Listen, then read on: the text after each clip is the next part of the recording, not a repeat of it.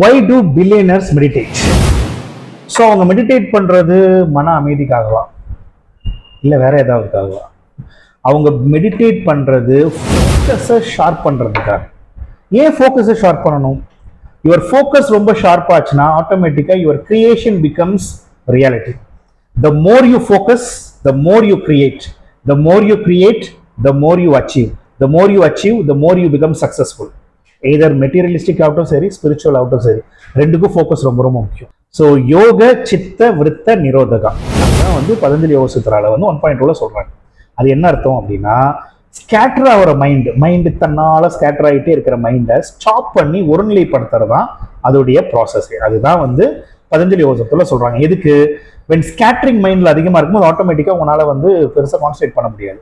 So அதை வந்து one time focus கொண்டு வரது தான் இதோடைய முக்கியமான வேலை. பகவத்கீதா 6.6ல என்ன சொல்ல வருது அப்படின்னு பார்த்தீங்கன்னா, யாரும் மைண்டை கான்சன்ட்ரேட் பண்றாங்களோ அவங்களுக்கு மைண்டு ஃப்ரெண்ட் ஆகுது. நினைச்சு பாருங்க, நீங்க சொல்றது எல்லாத்துக்கும் மைண்ட் ஆமான்னு சொல்லிட்டா எப்படி இருக்கும் life? So you can achieve everything, இல்லையா? That's what it says.